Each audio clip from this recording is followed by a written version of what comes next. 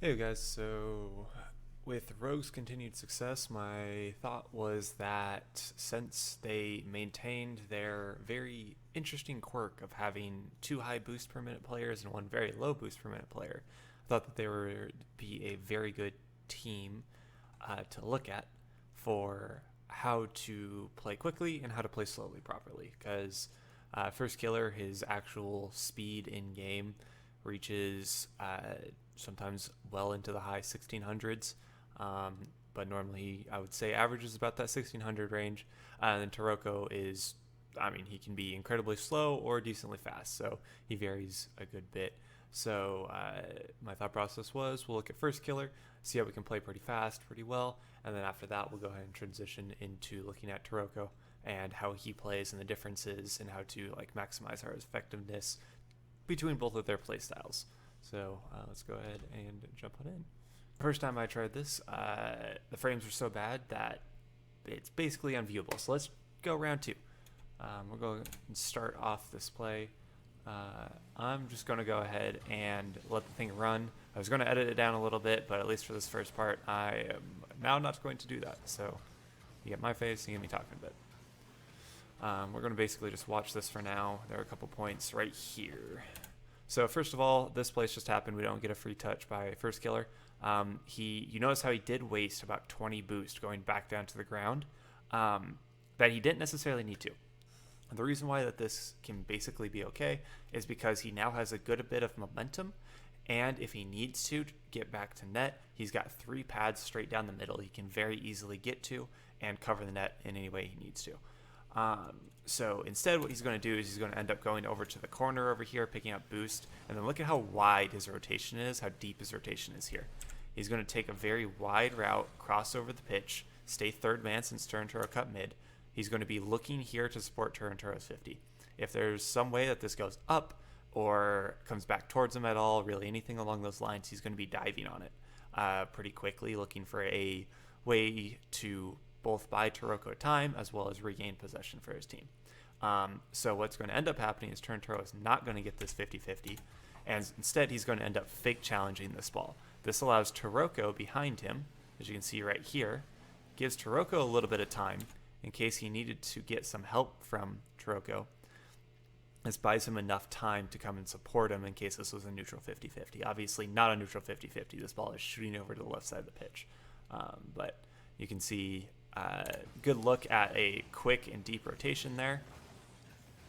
Low boost. Now we're going to go ahead and use all of it. Steal the opponent's boost pad. Come on back. You can see how quickly he's rotating back here. Not anything of special note. Just wanted to point it out.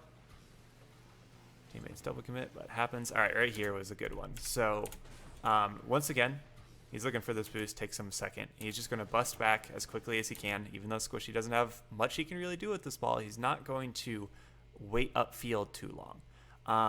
What he's going to do is he's going to come all the way back as quickly as he can, and now he can support Taroco from the inside, from the middle of the pitch.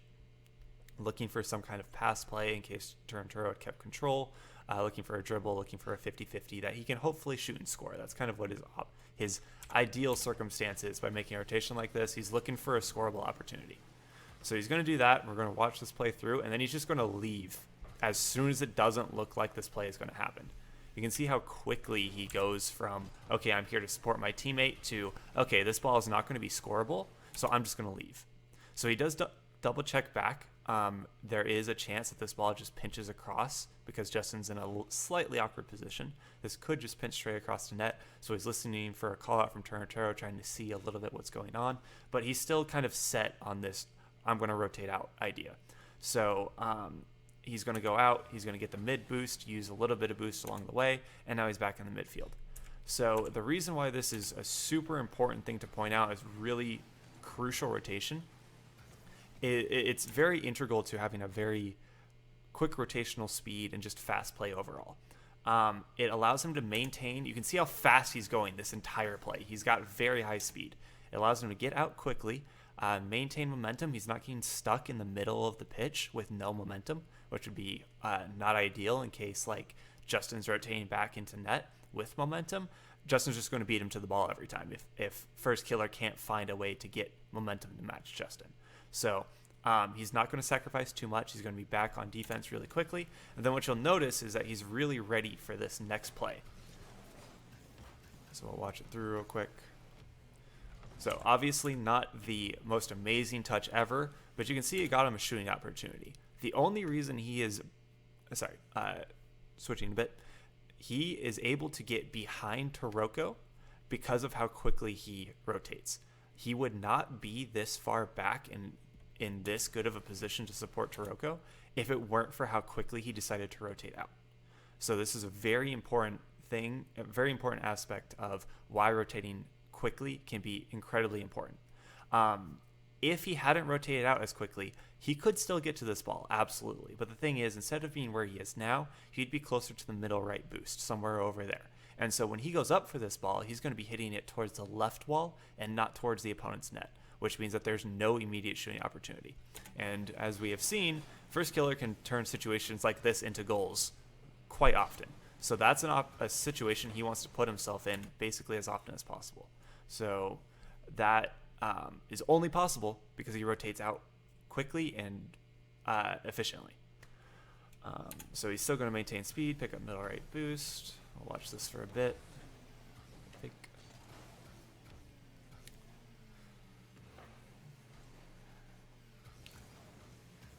going to leave. You can see how quickly he's made the decision. All right, you go next. I'm going to get boost, and I'll be back in time in case something goes wrong. Nice midfield. And now he's dead. How in the world did he maintain that much speed? Good lord. Alright, just because I'm curious, I want to see what the heck happened. Yeah, he's got a lot of speed when he lands, so I guess that makes sense, and the flip will eliminate you.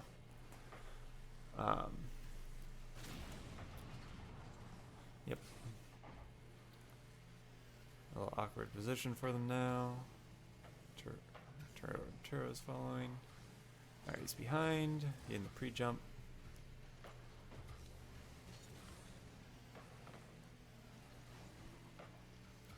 Yeah. So right here, this is also an idea that I want to kind of solidify. Talking to the team, my coach in particular, in case this goes on YouTube, just not going to say names too much, but I will point you guys out.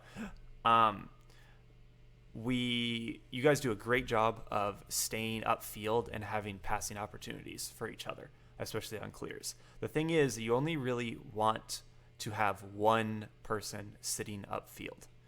If you have two people sitting upfield and the third man gets dunked, it's just a goal.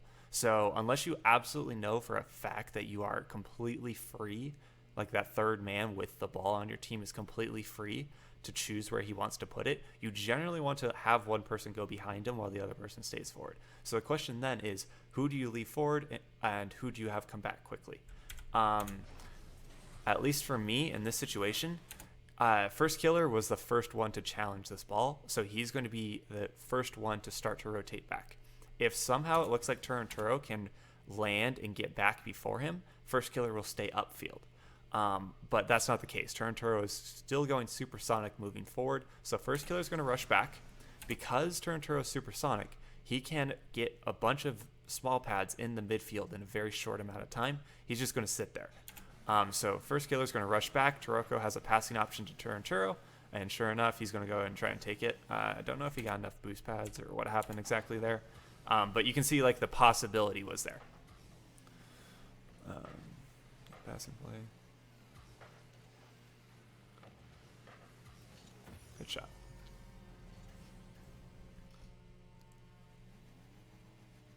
Thank you, FirstKiller. I appreciate it.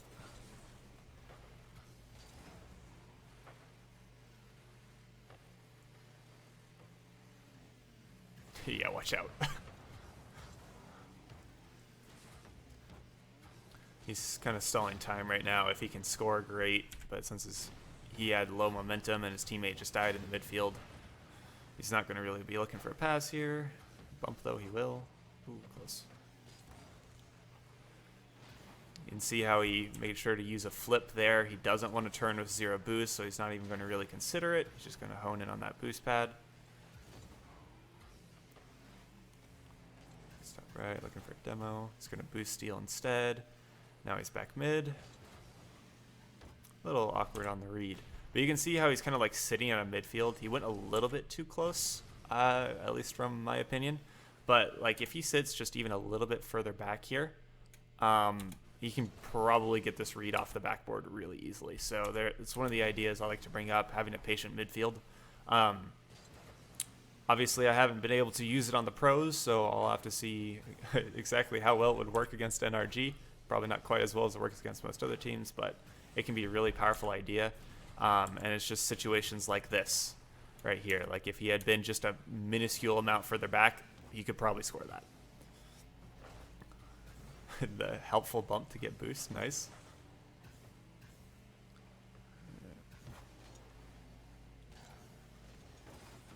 What a dunk. Gonna rotate out with speed. He's going all the way back for the boost now. It didn't make a lot of sense for him to take the pad routes here because it would cost him too much speed. And he doesn't know if there's boost. If he absolutely already knows that there's no boost along the sideline, then he might flip mid. But he can get back into the play, honestly, almost just as quickly, picking up the big boost, so he's going to prioritize that. And he's still here in time for much of anything to happen. Prioritizes the boost on landing. You can see how much momentum he uses to get mid in case that's where it can be useful, and then he kind of stops once he gets there. He's mid twice in a row. Like you can see how good he is at timing when he arrives at the midfield. So if we go and watch this one more time, I think we were over here, yeah. So boost pad. All right, so we're looking for when Taroco is going to be able to get the pass mid. All right, now it's like that. If it had come at the first touch, he'd be in a good position for it. It doesn't end up coming, so he's going to go ahead and move out as soon as he's not really needed. And then he's going to try and get enough momentum to be back into support turn Turo. Ends up working out perfectly. So that one was obviously kind of a slower play, but that was generally because the ball was going very slow. He had two different dribble attempts. If that ball's going faster, he'd also be going faster because he had more space he needed to cover. That was a little ambitious.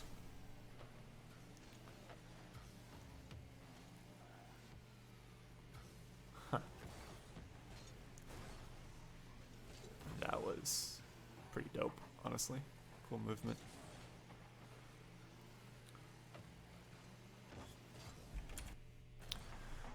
All right, so Taroco's already third here. He's on the backboard. He can't get back in time to really help on defense too much. So he could go mid here and pick up these two boost pads to the right, going towards the midfield if he feels the need. But Taroco's already on the backboard. Turner's getting a touch, clearing it out. So he's going to say, all right, I don't need to rush back now. Let me go and pick up the middle boost, turn forward, see if I can do anything with this play while I've got a free-ish ball.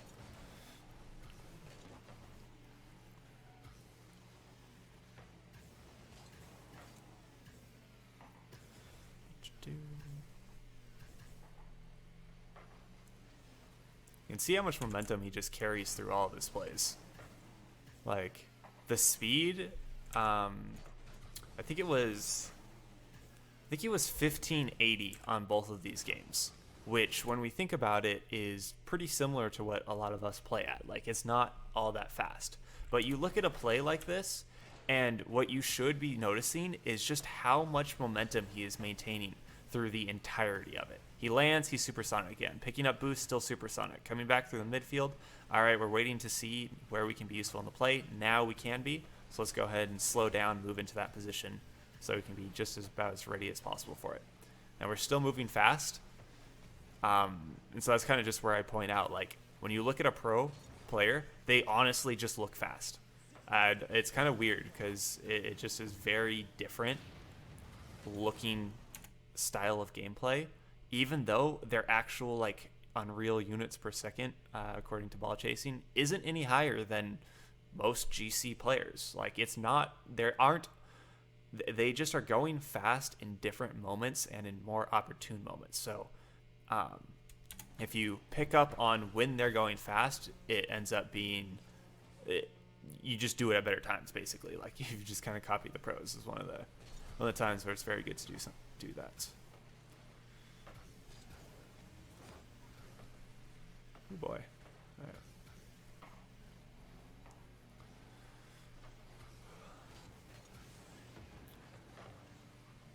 Boost pad. Yep, so right here, really good opportunity to make sure you go and get boost.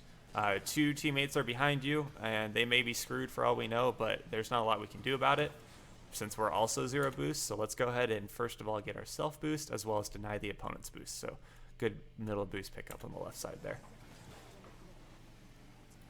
Unfortunately, he's now used it all. He wants the middle from Squishy, isn't going to get it, so he's going to go back instead. Pretty good. Dang good control. Alright. See how much speed he has, and now that he's gotten to the position he needs to be in, he'll slow down. So he's coming forward with a lot of speed in case he can support turn Turo. Alright, now Justin has control. Let me wait. If he knows Justin's going to get over him, he just leaves because he's got Taroco right behind him.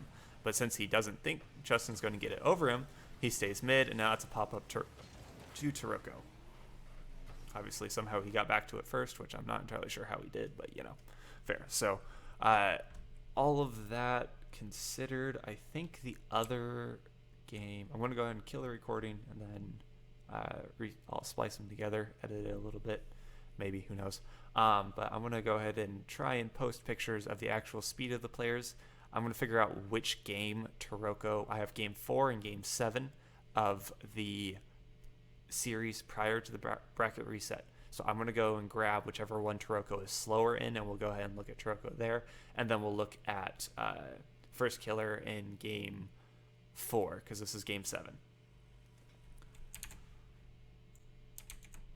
Alright, so as it turns out, Taroco is slower in game 4 at 1420 speed, blaze it. So we'll go ahead and take a look at how he plays differently from FirstKiller. Something to keep in mind here is that he has a much lower boost per minute compared to his teammates, which is very much so a stylistic choice.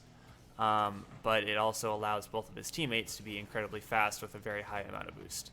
So he is in a lot of cases being less effective on purpose so that his teammates can be even more so effective. So he's just doing as much as he can with lower boost. Gonna look for the boost steal. Nice. You can see how much speed he was trying to maintain on that play. See, most of that rotation was very quick. He got back into the position in the midfield and then just kind of parked the brakes. So if we go back and watch that again, rotating out with speed, he's still supersonic all the way till over here. He slows down a little bit, but he's still just about supersonic. He's pretty close. Now he's slowing down. He can't tell if FirstKiller's going or him. FirstKiller obviously calls he's going first, so now he'll stay close. And almost gets the double. So you can see even the slower player here rotating out with a lot of speed, a lot of momentum, making sure he gets the boost, and then he just kind of parks it in the midfield in case he can be useful here. So he's going supersonic, supersonic, still supersonic. Now it's slowed down right there. Speed again in case that ball is going left, and then he slows back down once the 50 is about to come. Rotating out with speed still. Now I'll turn back mid, or think about it. Didn't need to fully, so a good read by him. And FirstKiller's nuts. Yeah, so I looked at the stats. This game's kind of the FirstKiller show, so one of the reasons why I wanted to watch it, and we'll obviously watch his perspective next. But wanted to see the difference between him and Taroco. You can see how much, once again, how much momentum he's using as he rotates out. Comes back in through the midfield. That was so he's not quite going supersonic here as he comes back in through the midfield because he's trying to maintain boost, but he is still going quite quick. Use a little bit more to get midfield so you make sure someone's covering. He's going to leave early. Make sure he doesn't get demoed. Don't know if that boost was there or not. That's unfortunate he didn't get it. But yeah. So a little bit of a mistake on his part. Really good flick by Squishy. I don't know how much he could have done about it. So 56 here. He can't get to this first, and both of his teammates committed, so he's not going to go. He's going to fake it. He wanted that boost, obviously. I feel like He might have gone further back to net if he had gotten it. I think this was a bit of a panic challenge. He was probably realized when he heard the call out that I think Justin scored, that Justin's mid, that he wasn't going to get back in time, so he just jumps early. Kind of realized he got beat. It's a good play by NRG there. Now we're going to push forward slow as third man. And he's ready for basically any ball that they can send at him. And manages to put it in just the right spot that Squishy has too hard of a time reaching it. Boost, rotate back fast. Just by default. We're going fast. Slow down once we're getting ready to truly read where the ball is. He slows down here. This is where he slams on the brakes. He's got no real reason to go for this quickly. So he's going to rotate back as long as he can. And now he's going to get ready to go for the ball. Screws up Garrett G enough, at least, that they don't get scored on. I remember, like, this is a 14-20 speed player. Like, that is incredibly slow, and he has looked very fast for the entirety of this game so far. Now we're going to go and pause on the backboard. Almost gets the read. This will probably be one of the cases where his speed's going to lower a lot because there's a lot of low momentum here, but he's got no reason to go anywhere. Like, he's literally on defense third man. There's zero reason to go quickly. He's in prime position to do whatever he needs to, and they'll just pick up speed as he starts to rotate out, or push forward, I should say. That's unfortunate. I wonder if that boost on lift was there still. Smart 50. You can see how he's third man quite a bit. He's going to use a little bit of boost, that flip 12 we talk about, to get into a better position for this play. And then he's going to get back on the brakes, so he's in a good spot. Kind of shadowing and covering this play. Watching out for the pass mid, gets it down. It's good 50 because FirstKiller has full control now. He's looking for the demos. Doesn't want to get in Taroco's way. So he's not going to turn here because he's low. Taroco's gotten covered. You can see just like how quickly he's looking through most of this play. And then he gets to where he needs to be and it just basically parks it. So really, really fast. All right. Now we'll figure out what's happening. Going fast again. Yeah. And look at that play. It's all about picking where he wants to be and leaving quickly if it doesn't look like it's going to work out. So it didn't work. Rotate out fast. To be fair, he is last back there after FirstKiller goes. What a read.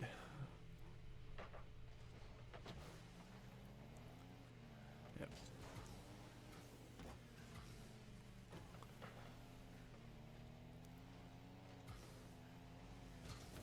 You can kind of see how much he defaults to his teammates there.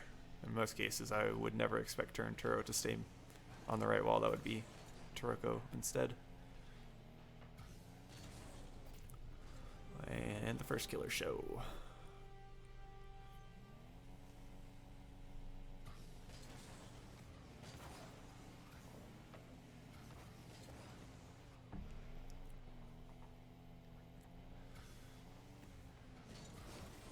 Well, that was ballsy.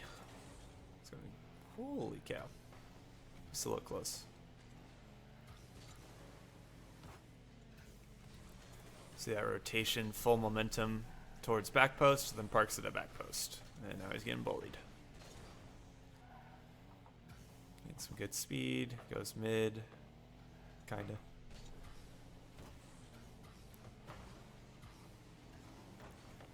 Now that's a play.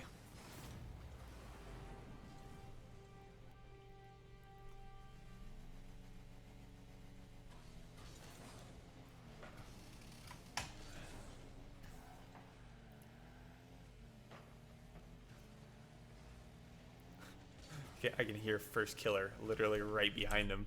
FirstKiller didn't get the boost, doesn't know where the heck to go or what to do. Of course, that's probably not the case, but that's just what my head canon wants to say. He's going to stay deep because FirstKiller's landing there, so he's going to let FirstKiller cover on the right wall if he can. There's just no reason for him to push forward here. If Justin dribbles, then they're in no hurry. It's going to take him a while to get anywhere, so might as well reset to be in a better position when the 50 actually comes. So he's going to go ahead and wait here. And obviously, FirstKiller can cover the sidewall after the bang.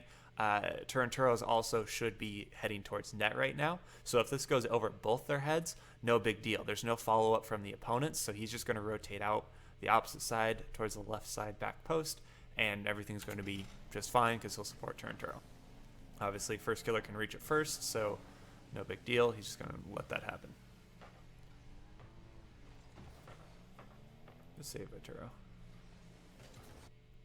Yeah, that's game. So that is Taroco. As you can see, in a lot of cases, still looks like a very, very fast player. When you see how the momentum he rotates with, it doesn't matter whether they are a fast player or a slow player. They all look fast for the most part. I think a couple outliers in that case. I think in some cases, especially old Turbo Pulsa would look a little bit slower. But that's just because, especially back in the day, he knew how to pick his positioning better than anyone else in the world. So he was just like there 3 days in advance. So he'd set up tent, was camping out. But yeah, so we'll go ahead and switch back over to FirstKiller for this and watch it from his view.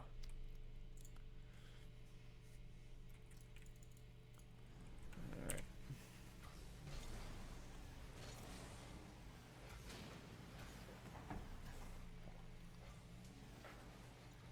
Like, this is a fast team, but I'm looking at the stats right now. FirstKiller, 1588. Taranturo, 1465. And Taroco, 1420. I think there's a lot of pressure on them by NRG this game.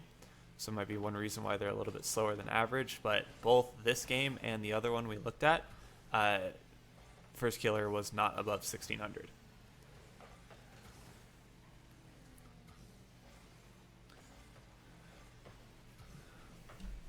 You can see how ready he is for any opportunistic passing play. Basically mid every single time he needs to be. And he's doing that not by sitting mid, but by leaving until it's necessary to go back mid. So throughout basically this entire play, we'll see how many times he rotates out. So this is kind of the start of it. Taroco here, he's mid to help.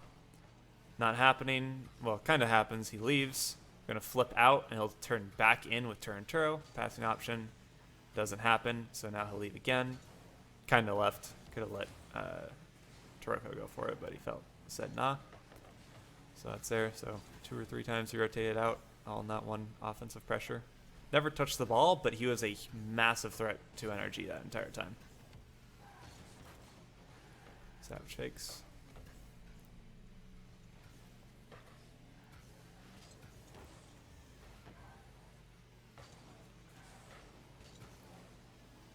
Double. Yes, sir. What a play. So let's go ahead and take a little bit closer look at that. So coming back with a lot of speed, Taroco went up, so he knows that Taroco is going to be the initial passing option if Taranturo gets a free ball. Not going to happen. Squishy gets a pass over to Taroco, unfortunately for him. And he's just pushing forward because he knows Taranturo is behind him to support. So he's got no care in the world. He just rotates out if something doesn't work. So there you go. Good positioning by Taroco in the midfield to lock it all down, though. He's going to rotate out first and then come back in to spurt Taranturo. I bet you he was expecting Taranturo to challenge here and still be going for the ball. Instead, Taranturo decides to slam on the brakes to basically try and solo it. It is kind of a toss-up. In my opinion, I would rather, like, if you want to keep a really fluid offense that's consistent, or sorry, fluid, yeah, I guess offense is a good word. But if you want to keep it really fluid, Taranturo just challenges. And in that case, as long as he gets any piece of the ball or squishy, FirstKiller gets a free ball. And so, yes, you use 2 players for this play, but when that happens, Taranturo is now a passing option upfields, so you just make sure that Taroco's back behind FirstKiller, and you guys are basically good to go. It's like a very easy way to force the ball off the opponent and just get free possessions. Obviously, because he didn't do that, Taranturo is trying to solo this, and I guarantee you that if this had really gotten over, well, not quite. If this had gone over Taranturo, though, FirstKiller would have a really hard time controlling it. So that's why this could be a little bit risky. It's going to pay off pretty well, because they're going to be in a good position now that Taranturo actually made this happen. But it's going to be a lot like Squishy only had to beat 1 player there instead of 2, for the most part. Going to get him scored on anyway. And we kind of saw this was a little bit from Taroco. Not a great challenge by first, just because Turinturo is going to take a long while to rotate out. You can also notice that he kind of realizes that. That's why he doesn't flip into it, because he's trying to stall it. But in all reality, he probably should have just, like, whatchamacallit, shadowed there and bought some time. So, probably the easiest way to not get scored on there is just don't make that challenge until Turinturo rotates out. Those are some of the pitfalls of rotating faster. It becomes a lot more important about when you pick your moments to do what you do. You just kind of get in this habit of, oh, I just always go ball, and sometimes I can get you screwed over. So what you want to do is you want to go fast, but also do it smart. That's how you can be really dangerous. Obviously, FirstKiller is smart enough to be one of the most dangerous players in the world right now. A little bit of confusion.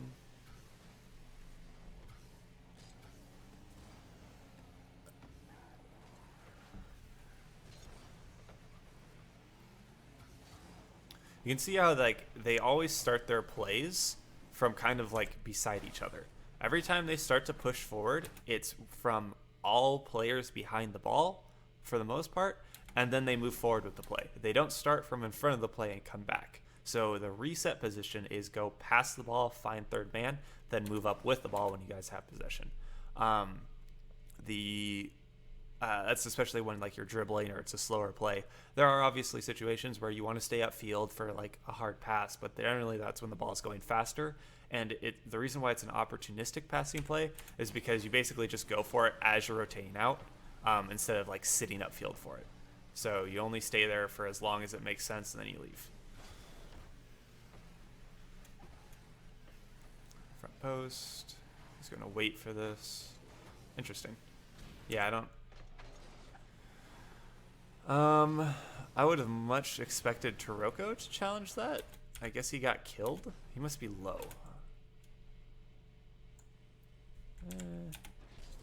So this is not something I've seen before.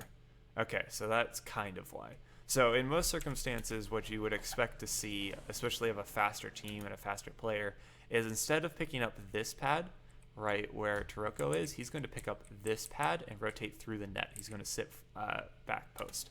And then when this happens, he's going to wait for half a second. Now he's facing forward, and now he goes for this. So I'm expecting Taroco to go for this ball instead of FirstKiller. However, in this case, FirstKiller actually has a far better position to go for it than Taroco. So that's why this happens. But I'm still slightly surprised because this should be a free ball. But FirstKiller can't really reach it, at least not with any good, like, speed or momentum, because of how they played this. So I'm going to have to pay attention for this, something like this, in the future, because I've not seen this before.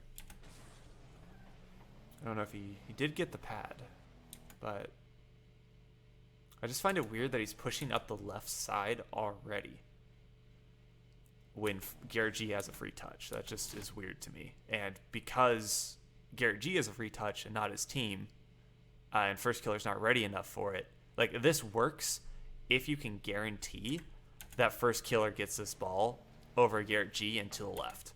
This works because you just send Taroco forward.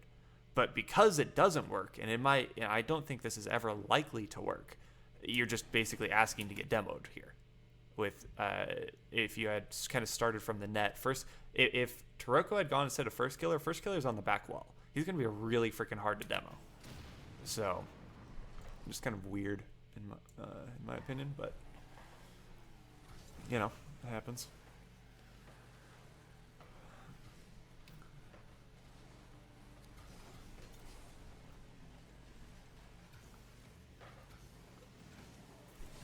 And see how much he's prioritizing the boost.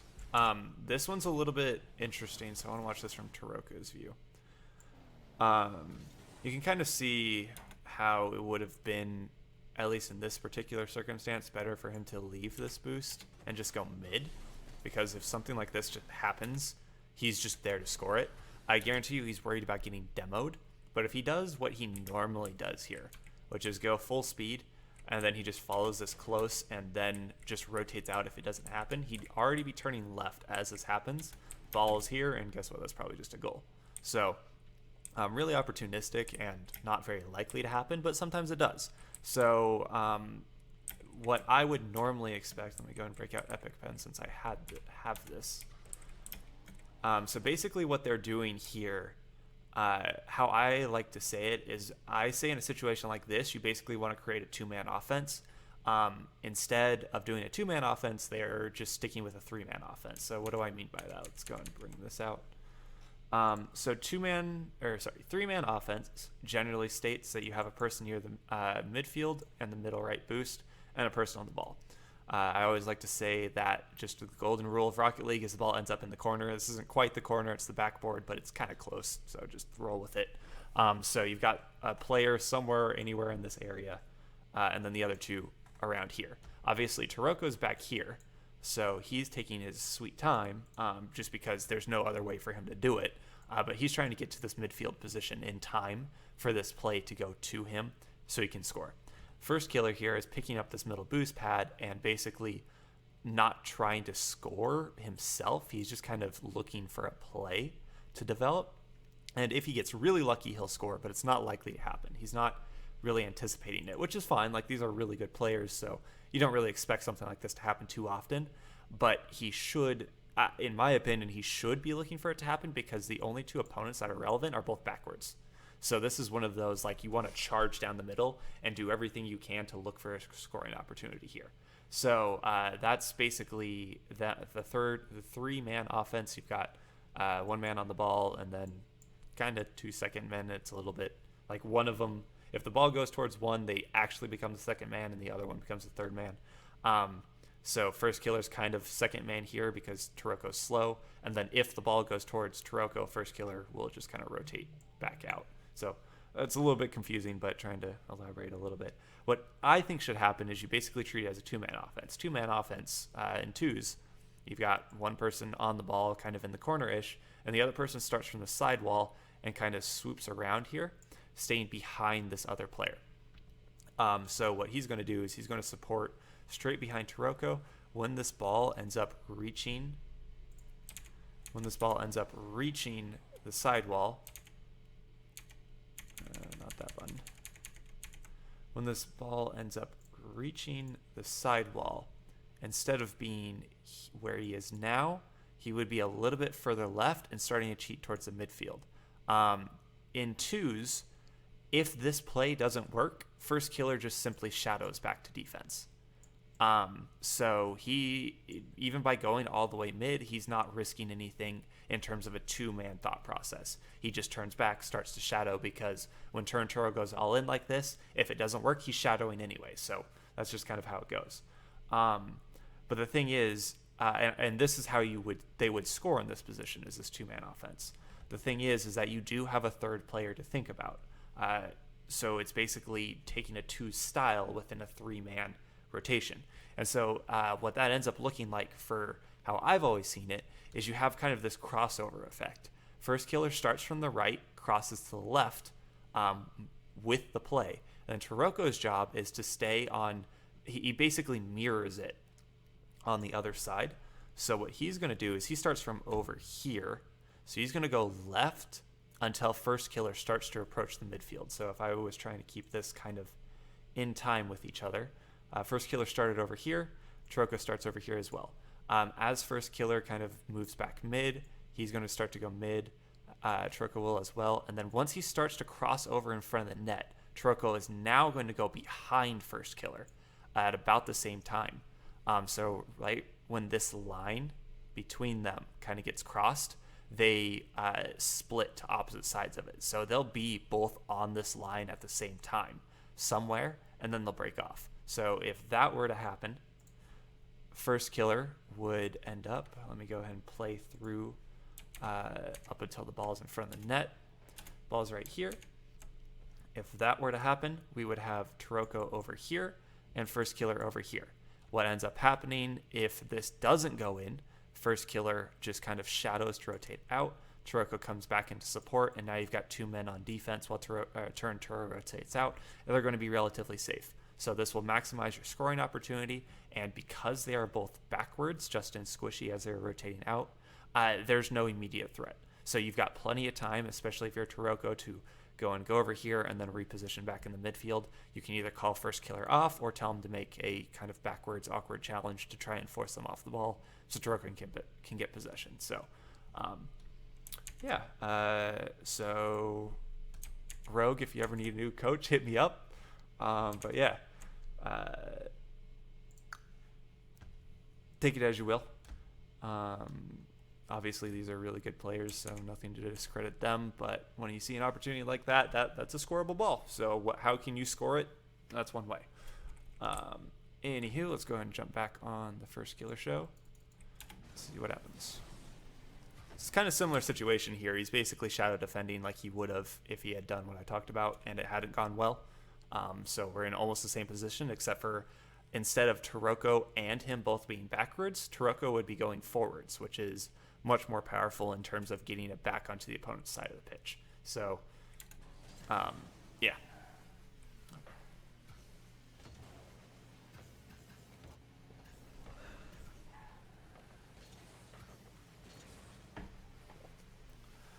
Rotating out with speed. So yeah, right here you can kind of see he's not like getting boost up ahead and sitting forward for this play. He's coming all the way back parallel with the ball or even with the ball, and then he's going to turn forward looking for this play. Taroco's slowing the ball down now, so he's not really going to get it very well. Actually, it pinched it, so he did help, theoretically. But you rotate out fast, and then you move forward with the play in time. And somehow it's going to result in a goal. Because apparently pinches be whack, yo.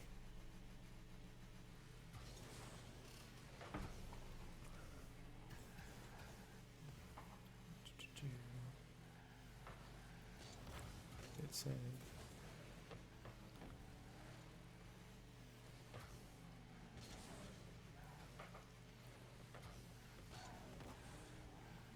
Nice.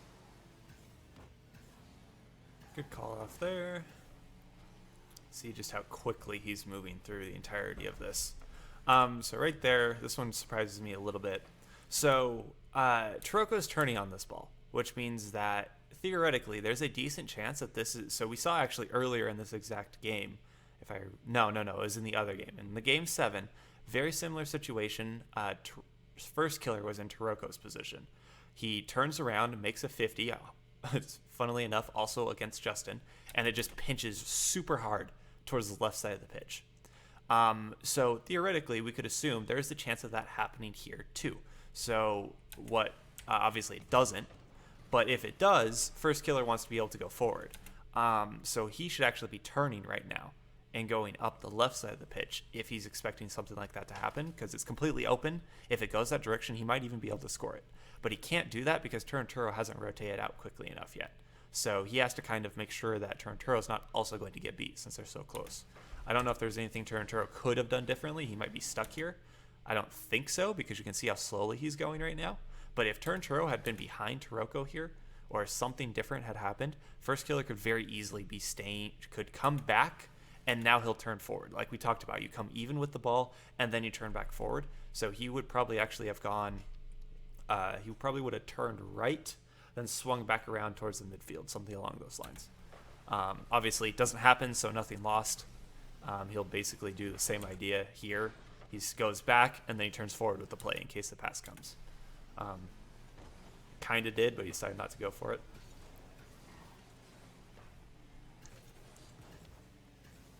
And free goals, I guess. What happened to NRG here?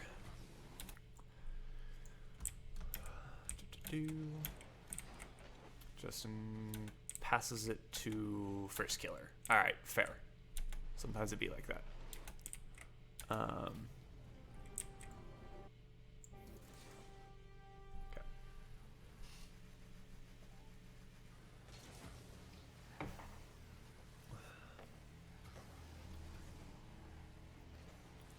So because we talked about some extra things here, I'm probably not going to watch what a save.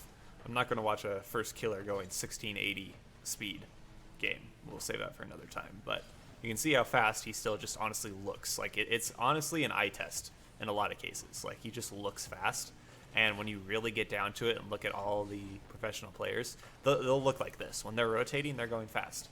AJ, also notoriously a very slow player, also very mechanical. When he's rotating, he looks fast. So, yep. I don't know what happened there, but we can, not the focus right now, so we'll move on.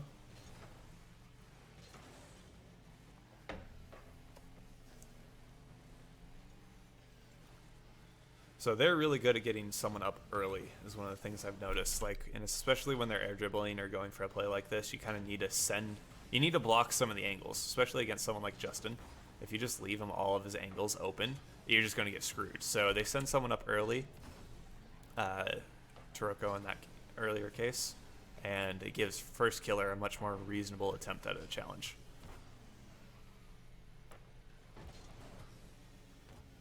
That would have been a nasty bump. What a save by Taroco. Yep. So yeah, that's about it. As I said, I think I made mention of most of the important stats here. Talked about the speed. We looked at a bunch of the rotations, talked a little bit about in one of the rotations you can kind of do for offense, switching between a third 3v3 minded offense and 2v2 minded offense. In certain situations can be very powerful. And yeah, besides that, just mostly looked at speed maintenance. The very good thing about the speed maintenance is it allows you to increase the amount of boost you have.